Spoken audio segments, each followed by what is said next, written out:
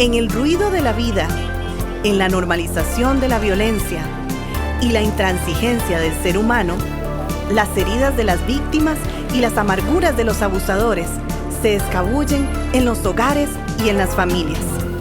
Levanta propone un acercamiento integral, uno desde adentro, desde los lugares donde solamente Dios puede entrar. Conversemos.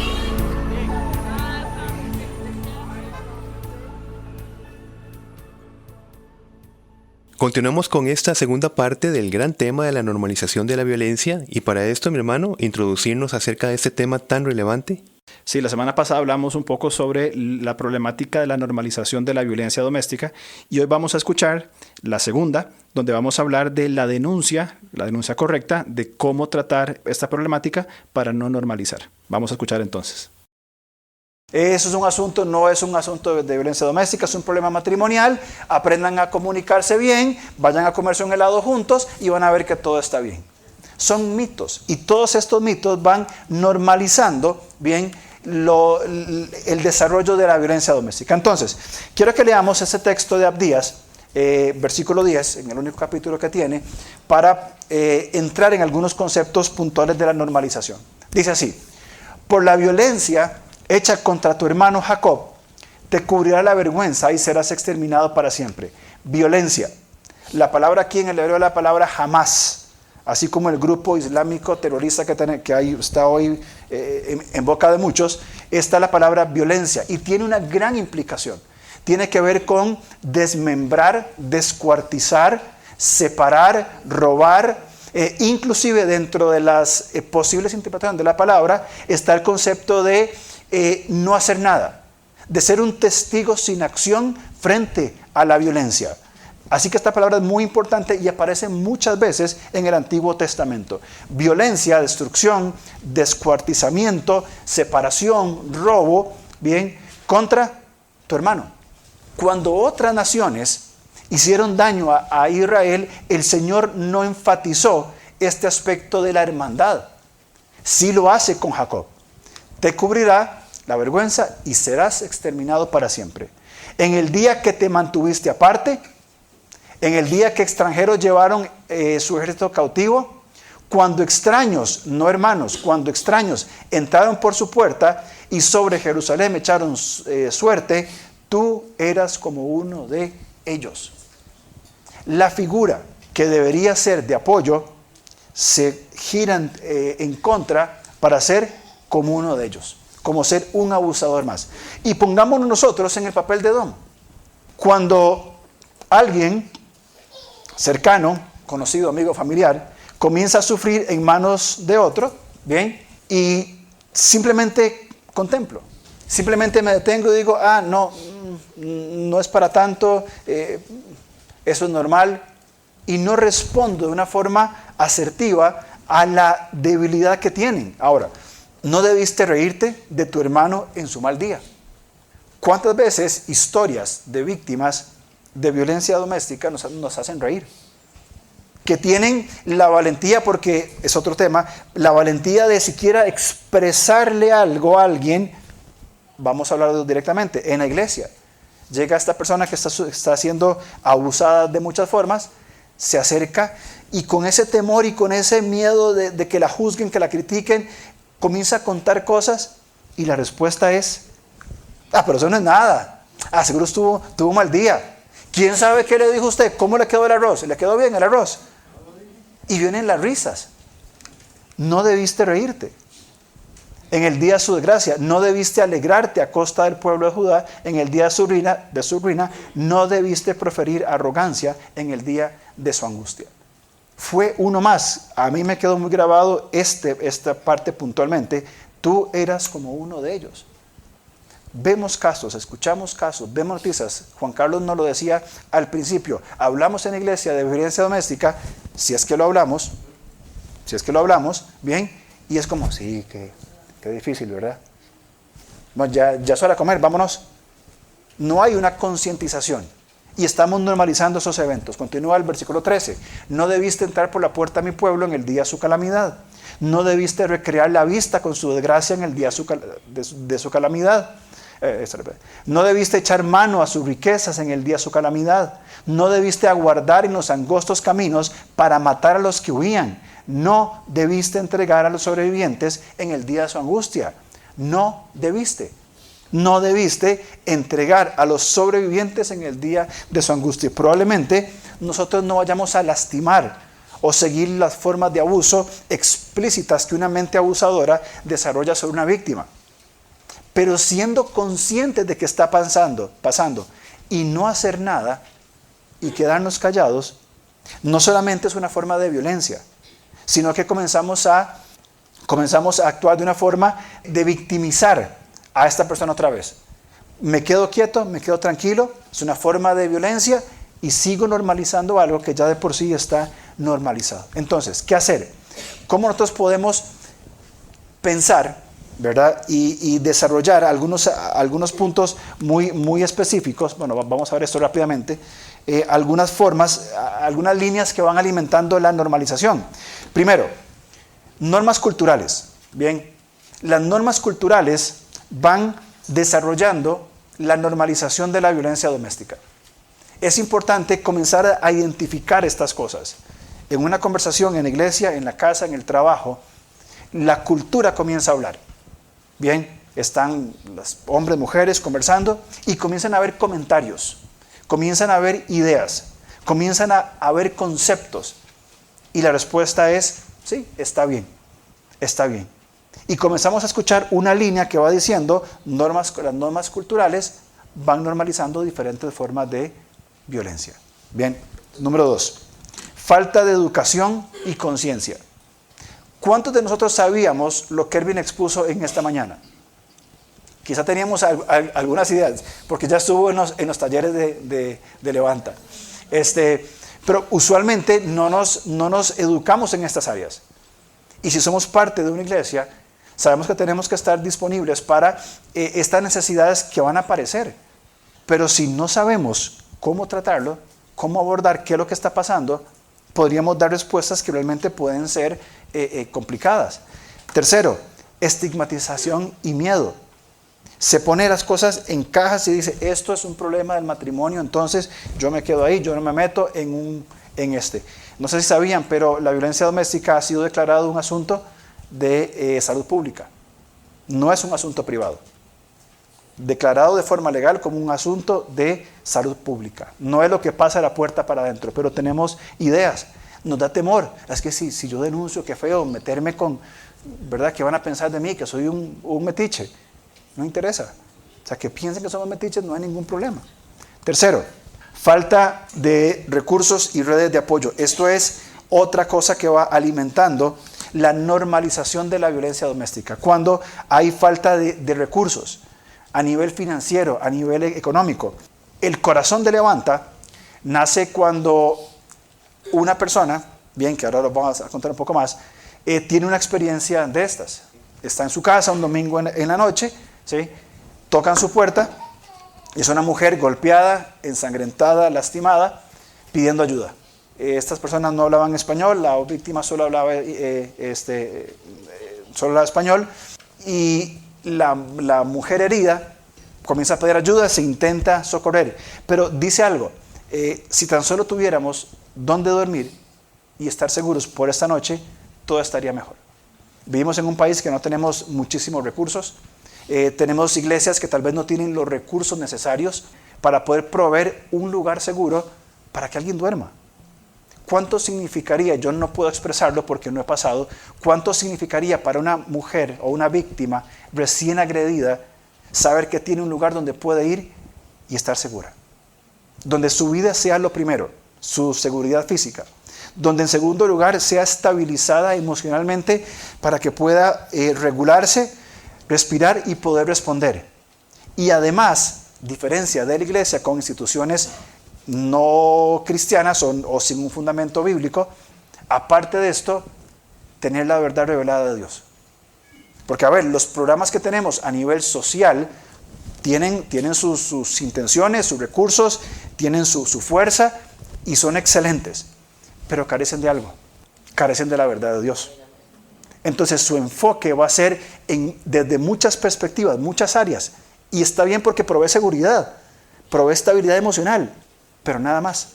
Nosotros como iglesia, si nos atrevemos a responder ante la problemática de la violencia doméstica, atendiendo las necesidades básicas de sobrevivencia, de un lugar físico donde ella o él pueda estar seguro, decir, esta noche tengo donde dormir en paz y qué comer. Eso, fundamental, primero. Número 2, las personas alrededor están siendo una red de apoyo. Atendimos recientemente el caso de una persona extranjera que no tiene documentación y no tiene nadie en el país. ¿A dónde va? ¿Qué hace? ¿Saben cuál es la forma de pensar usual? ¿Dónde voy? ¿Dónde voy con mis niños? Mejor me quedo con el abusador, por lo menos me golpea a mí, me maltrata a mí, pero mis hijos tienen dónde dormir. ¿Dónde vamos? Pero llegar a un lugar donde hay una red de apoyo, una iglesia, un ministerio que dice, aquí estamos para ayudarte, bien, pero aparte de eso, cuando va este proceso de estabilización física y emocional, se acompaña al lado con la verdad de Dios, con una restauración que puede ser hecha en el Señor, bien, todas las implicaciones de la salvación. ¿Cómo entró esta víctima a ese refugio? ¿Cómo entró esa víctima a ese ministerio en su iglesia local? ¿Cómo salió? Algo que me llega mucho en cuanto a las víctimas es estas personas creadas a imagen y semejanza de Dios han sido totalmente despersonalizadas. Pierden su identidad. Se le implanta un criterio falso de realidad. Bien, y el problema es que entonces el criterio de la víctima coincide con el del abusador. Esta víctima se convierte en una cosa. Cuando Daniel fue cautivo en Babilonia, con sus amigos, ¿se acuerdan? ¿Han leído el libro de Daniel? ¿Qué hicieron los babilonios? Los metieron en una corte, los entrenaron en todas las costumbres de Babilonia, les enseñaron cómo vestirse, cómo hablar, cómo vivir. ¿Y qué hicieron? Les cambiaron el nombre. Los despersonalizaron por completo. ¿De qué? De su identidad judía. Llegaron a ser un punto de estar en el cautiverio extraños, sabiendo que eran judíos, pero viéndose como babilonios. Ya mi identidad, no tengo identidad, ¿qué soy? Soy judío, soy babilonio, ¿qué soy? Cuando nosotros venimos a Cristo, cuando la víctima entra sin personalidad a esto que podría ser un ministerio, en una iglesia, en un lugar, cuando entra sin identidad, vulnerable, frágil, note que no use la palabra empoderada en todo este proceso, ¿verdad? Frágil, dolida, triste, va por un proceso que cuidan de su físico, cuidan de sus emociones y la llevan a la verdad espiritual. ¿Saben cómo sale? No sale empoderada. Sale con una identidad en Cristo. Con una identidad de saber quién es, de dónde viene, hacia dónde va y por qué vivir. No entra en argumentos de simplemente decir, sí, ahora yo voy para adelante y me llevo el mundo por delante. No, ahora tiene una identidad que es hija de Dios y que puede vivir en función ya no de una identidad, una falsa identidad implantada que me victimiza y que me cosifica. Y ahora por un proceso que ¿quién? Que una iglesia o la iglesia, hablando de las personas, comenzaron a avanzar y decir, vamos a poner un recurso de restauración de la identidad en Cristo. Termina saliendo viva, sana, emocionalmente estable, sabiendo hacer uso correcto de sus emociones, pero habiendo conocido un Señor todopoderoso que la creó, que la redimió y le da una identidad para vivir el resto de su vida. Una identidad como madre, si vuelve a comenzar otra relación como esposa, pero sobre todo como persona, como hija de Dios, como trabajadora, etcétera, no importa. Pero sobre una identidad en Cristo. ¿Faltan recursos y red de apoyo? Sí. ¿Esto implica dinero y trabajo? Sí, por supuesto que sí. ¿Lo podemos tener en el Señor? Por supuesto que sí. Y podríamos ser agentes transformadores de Dios para dejar de normalizar lo que ya tristemente es normal. Otra línea que alimenta la normalización es la impunidad y también la aplicación de la ley. Tuvimos recientemente un caso donde tuvimos que ir a instancias más altas porque a una víctima que venía con pruebas contundentes, ¿qué le dijo el sistema? Ahora no la podemos atender. Usted no aplica. Pero aquí están las pruebas, aquí están los asuntos. Bien. Y lamentablemente, aunque el sistema, nuestro sistema jurídico, hay apertura, hay oficinas, hay documentos, hay todo lo que se necesita, hay fallas. Y lamentablemente muchas víctimas llegan, se atreven a ir después de varios intentos, llegan donde tienen que empezar a poner una denuncia para que mi agresor no se acerque. Y la respuesta del funcionario público, ¿cuál es? De algunos, no todos, no estoy generalizando. Vea, son las 12, venga a la 1 porque yo tengo que ir a comer. Quédese ahí sentadita. Nos contaron eso. Mi esposa es testigo de eso. Entonces la víctima dice, ni siquiera aquí me atienden. Me voy, no tengo dónde ir, ¿dónde vuelvo? Lamentablemente. Entonces, ¿qué tenemos que hacer nosotros? ¿Cuál es el paso que queremos dar? Y el incentivo de ese tiempo es, uno, ser conscientes de no normalizar, de no seguir normalizando la violencia doméstica. Detectar las líneas, las hemos mencionado. Ahora, la denuncia es importantísimo en este contexto de no normalizar. Quiero leer algo que tienen en sus notas. Dice, la denuncia como el ejercicio para mitigar la normalización de la violencia doméstica. La denuncia es una forma de actuar que el Señor ejemplificó por medio de los profetas. Podemos tomar el ejemplo de Jeremías, que, guiado por el Señor, procedió a la denuncia de los pecados en toda índole, que tanto líderes como seguidores cometieron con el pueblo de Israel. Situación que eventualmente terminó con el cautiverio de la nación. ¿Qué hizo Dios? Y ahí están los textos.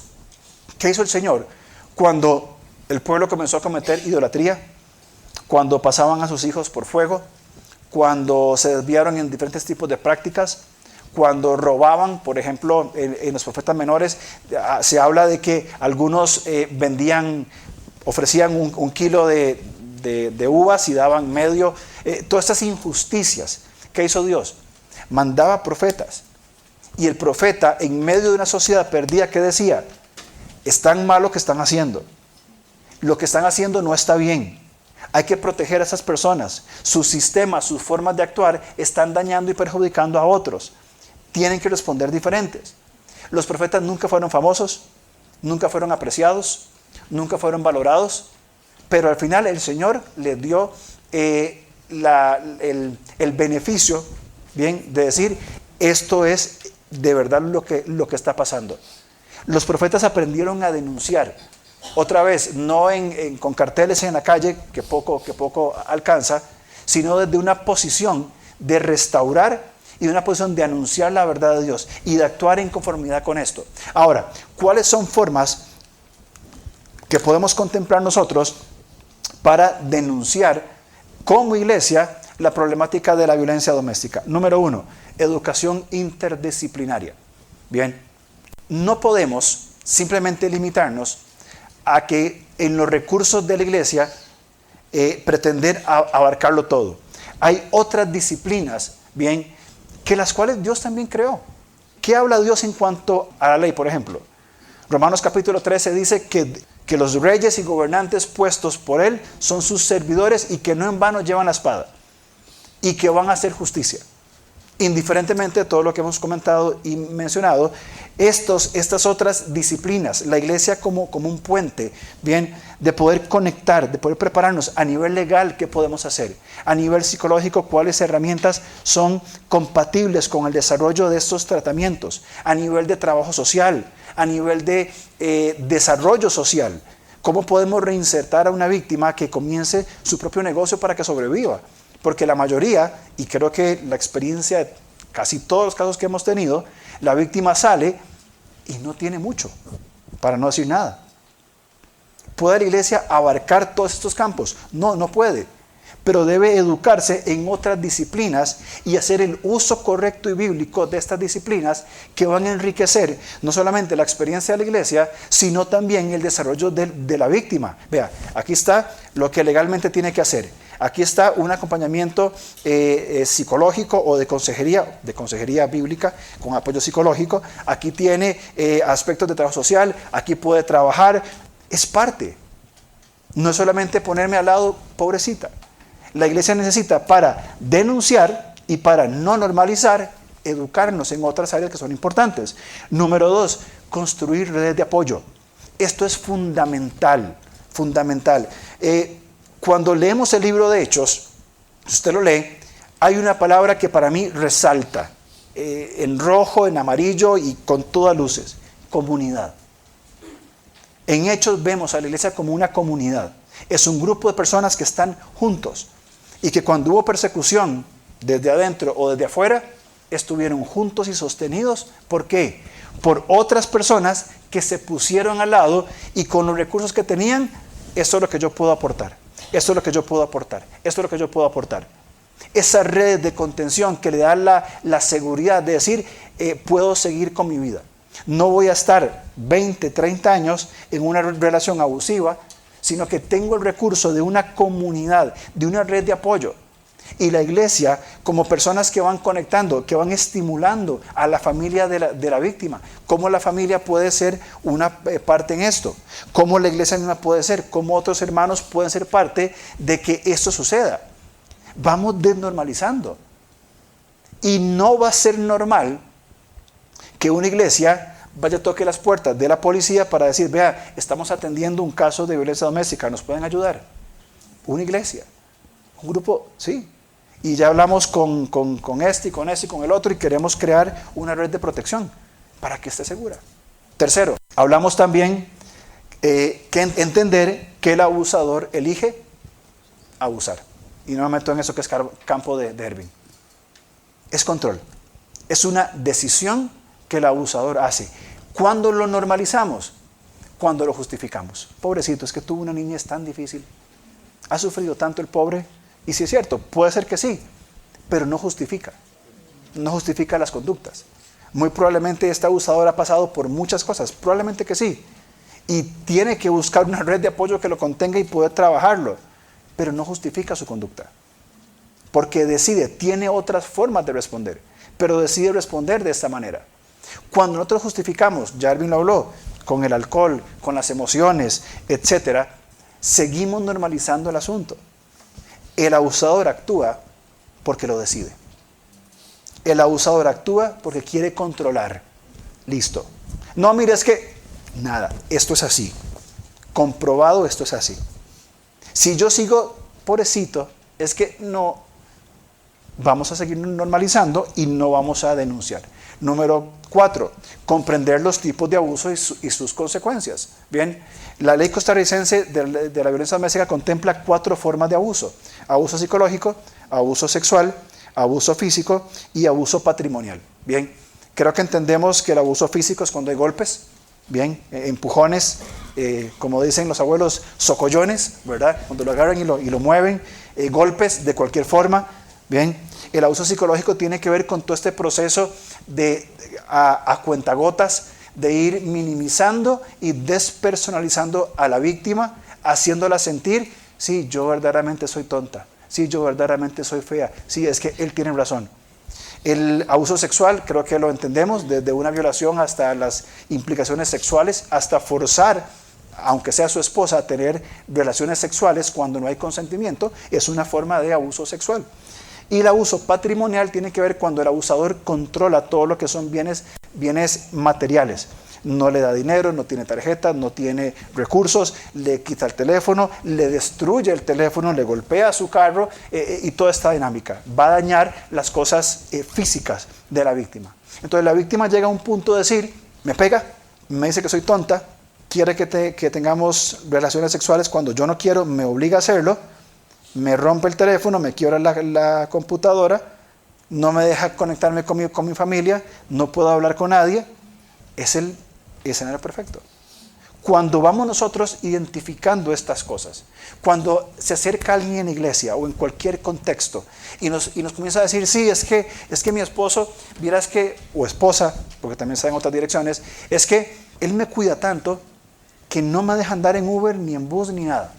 Él va y me recoge, me lleva, me trae a la hora en punto. Es que me ama tanto. Vieras qué especial que es. Una alerta. Ok, está bien. Mira, tengo que pagarte tanta plata, pero es que no tengo Simpe porque no tengo tarjeta, ni tengo Simpe. Tengo un poquito efectivo. Es que se me bloquearon las cuentas no tengo acceso a dinero. ¿Me explico? Son cosas que si nosotros como iglesia, como personas, como comunidad, vamos identificando, vamos encontrando, podemos nosotros decir, ok, aquí hay un potencial peligro. Y vamos a comenzar a no normalizar las cosas.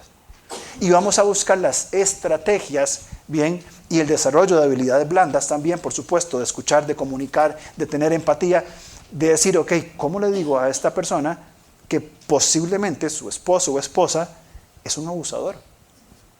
Sin ser tampoco el tajante que va a acusar y atacar, es que su esposo o su esposa eso tampoco.